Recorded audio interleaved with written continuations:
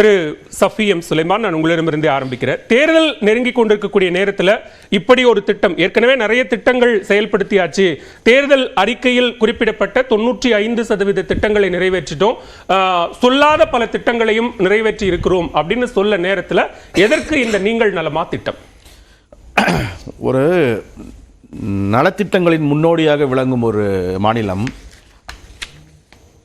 மற்ற மாநிலங்கள் எல்லாம் பின்பற்றும் ஒரு மாநிலமாக இருக்கக்கூடிய தமிழ்நாடு வந்து இப்போ எதிர்கட்சிகளுடைய வசைப்பாடுறதுனால இவங்க வாக்குறுதியெல்லாம் வந்து நிறைவேற்றவே இல்லை, எதுவுமே இவங்க செய்யலை, இவங்க திட்டங்கள்லாம் எதுவுமே பண்ணல. போன தடவை மாண்புமிகு எதிர்கட்சி தலைவர் அவர்கள் வந்து பேசும்போது கூட எந்த நல்ல திட்டமும் செய்யலை, பட்ஜெட் இதில் வெளியே வந்து பேசினார். அப்போது மக்களுக்கு உண்மை சென்று சேர வேண்டும் இல்லையா? மக்கள் என்னெல்லாம் நலத்திட்டங்கள் அவங்களுக்கு சேர்ந்து இருக்குது, என்ன நலத்திட்டங்கள் அவங்க வந்து இப்போதைக்கு பயன்பெறுறாங்க, என்னெல்லாம் நலத்திட்டங்களால் அவங்க குடும்பம் பயன்பெற்று வருகிறது, எவ்வளவு சேமிப்பு அவங்களுக்கு வருகிறது, எந்த திட்டங்கள்லாம் முன்மாதிரி திட்டங்களாகவும் முற்போக்கு திட்டங்கள் இருக்கின்றன, இந்த விவரங்களை மக்களுக்கு சென்று சேருவது ஒன்று, அதனால் அவர்களுடைய வாழ்வில் உள்ள முன்னேற்றம் ஒரு பக்கம், அதை அரசு வந்து அறிவது என்பது இன்னொரு விஷயம். உதாரணமாக இப்போ ஒரு சில லாக்னேஸ் இடங்கள் இருக்கலாம், இல்லைன்னு சொல்ல முடியாது. அது நம்ம கவர்மெண்ட்னு வரும்போது, ஒரு அரசு இயந்திரம் வரும்போது ஒரு லாக்னேஸ் இருக்கலாம். அந்த லாக்னேஸ் எந்த இடத்துலங்கிறது வந்து அறியக்கூடிய ஒரு முதல்வர் இருக்கிறான்னு சொல்லிருக்கு பார்த்தீங்களா?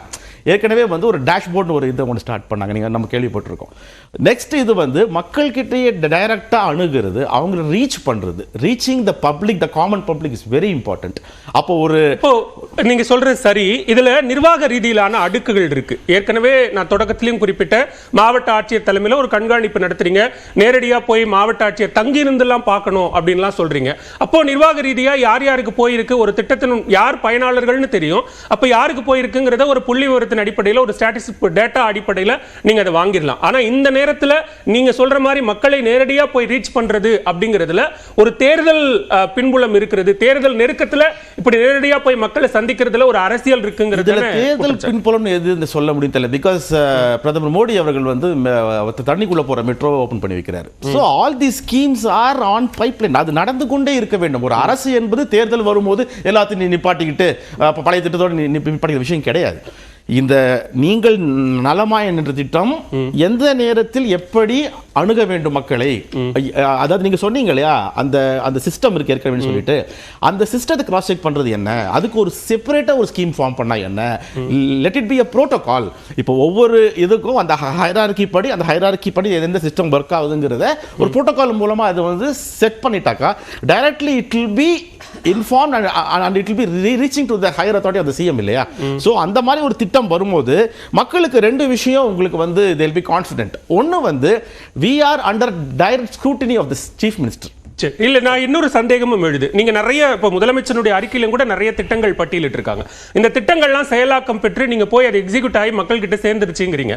அப்படி சேர்ந்திருந்தால் அது தானாக வெளிப்பட்டு மக்கள் வந்து இந்த திட்டங்களால பயனடைந்திருக்கிறோம் அப்படின்னு சொல்றதே ஒரு ஆரோக்கியமான ஃபீட்பேக் தானே.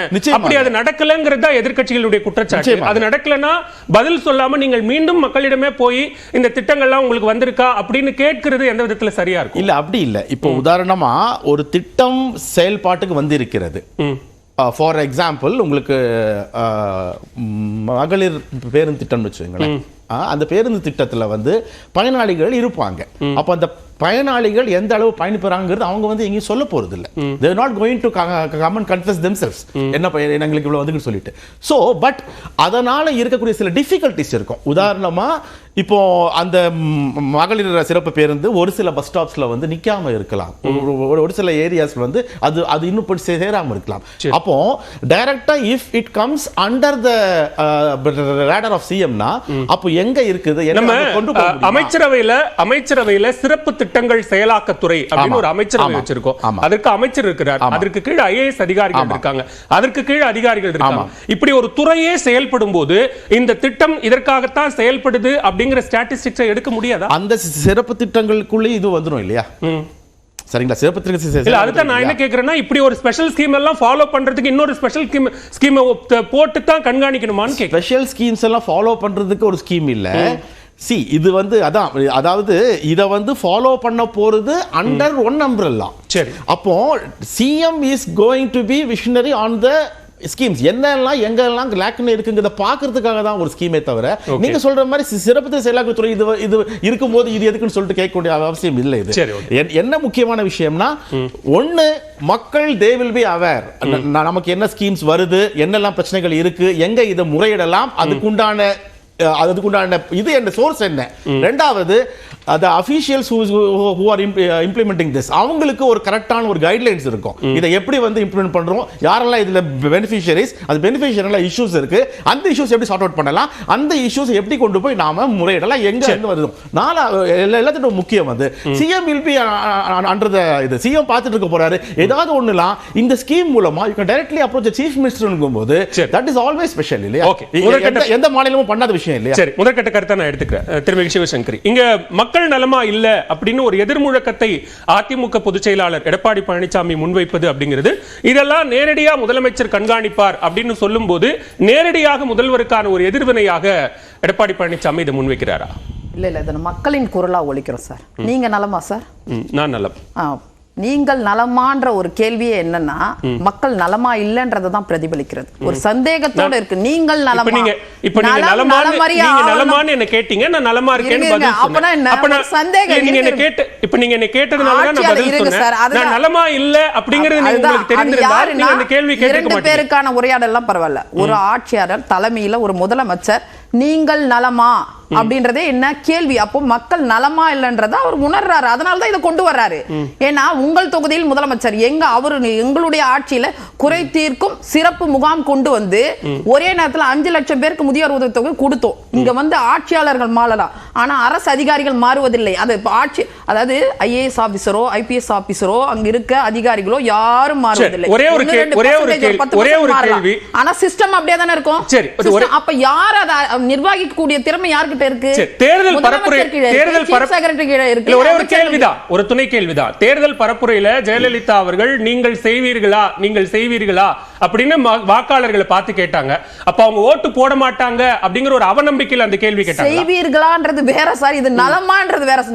நலமறிய ஆவல்ன்றது வேற. நலமான்றது என்னன்னா ஒட்டுமொத்தமா அவங்க வந்து நலமா இல்லைன்றதா ஒரு உணர்றாரு. அதனால தான் இன்னைக்கு எத்தனையோ விஷயங்கள் சார். நீங்க அதான் சொல்ற குறை தீர்க்கும் முகாம்கள் ஆல்ரெடி இருந்துச்சு. உங்கள் தொகுதியில் முதலமைச்சர்ன்றாரு.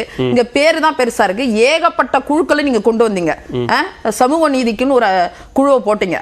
ஆனா புதுக்கோட்டையிலும் நாங்குநேரியிலும் அவலங்கள் நடக்குது. புதுக்கோட்டையில தொடர்ந்து நடக்குது. தென் மாவட்டங்கள்ல தீண்டாமை அதிகமா இருக்கு. என்ன பண்ணீங்க? சமூக நீதி குழு என்ன பண்ணுச்சு? இன்ன வரைக்கும் வேங்க வேலுக்கு கிடையாது. அதுக்கு அடுத்து பொருளாதார குழு நீங்க வந்த 3 வருஷத்துல எத்தனை லட்சம் கோடி? 3 லட்சம் கோடி கடன் வாங்கி இருக்கு. என்ன மாதிரி விஷயங்கள் நடக்குது? அதுக்கு ஏதாவது திட்டமிடுதல் இருக்கா? ஒரு தமிழன் மேல என்ன ஒரு 5 லட்சம் கோடி கடன் என்ன? நான் ஏத்துக்கிறேன். எதிர்க்கட்சிகள் குழு மேல குழு போட்டீங்க சார். இல்ல ஒவ்வொரு தமிழர்கள் மேலயும் 5 லட்சம் கோடி. அது நம்ம டேட்டாவை தெளிவா சொல்லிரணும். அதுக்கு நீங்க கிளாரிஃபை பண்ணிருங்க. இல்ல நான் என்னோட கேள்வி என்னன்னா, நீங்க எதிர்க்கட்சிகள் தரப்புல இப்படி எல்லாம் ஒரு குற்றச்சாட்டு முன்வைக்கணும்னு சொல்றீங்க. ஆமா, இந்த மாதிரியான குற்றச்சாட்டுகள் இருக்கிறதன் காரணமா இந்த திட்டம் எல்லாம் சரியா செயல்படுதாங்கிறத நாங்க நேரடி கண்காணிப்புல பாக்குறோம்ங்கறாங்க. 3 வருஷத்துல சார், 3 வருஷத்துல ஏகப்பட்ட குழுவை வந்து போட்டுருக்கீங்க. அந்த குழுவினால் என்ன நடந்துச்சு? அதனோட ஃபீட்பேக், இன்புட்னா அவுட்புட் இருக்கணும். அவுட்புட் இல்லன்னு தான் நான் சொல்றேன்.